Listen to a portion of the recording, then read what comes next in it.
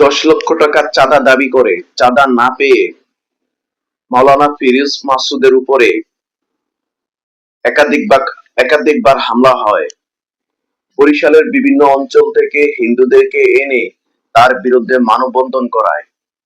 সেই মানববন্ধনে মাওলানা ফিরোজ মাসুদ উপস্থিত এবং সাংবাদিকের প্রশ্নের জবাব দেন এবং সে চ্যালেঞ্জ করছে, যদি ওই জমির মালিকানা যদি হিন্দুরা হয়, আমি আমার এই 3 তলা বাড়ির সহকারে তাদেরকে দিয়ে দিব, কোনো দাবি করব না।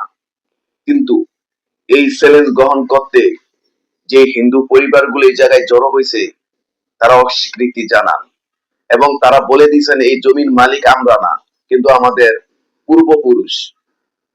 চিন্তা করে দেখছেন খেলা কোন লেভেলের চলছে। বরিশাল কামিল মাদ্রাসার সম্মানিত শিক্ষক তার বিরুদ্ধে মানববন্ধন করেন। সবচেয়ে দুঃখজনক বিষয় হলো মানববন্ধনের ব্যানারটা আপনারা দেখুন, তার নামের পাশে কি দিয়েছে, সে নাকি জঙ্গি প্রশিক্ষক। আসলে কি সে জঙ্গি প্রশিক্ষক? আবারও কি দেশের জঙ্গি খেলা শুরু করতে চায় সে চক্রটি?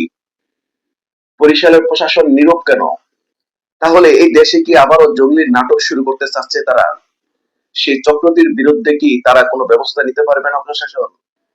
নাকি প্রশাসন থেকে শক্তিশালী সেই চক্রটি? নাকি আবারও ইসলামী আন্দোলন রাজপথে নামানোর জন্য তারা এগুলো করছে?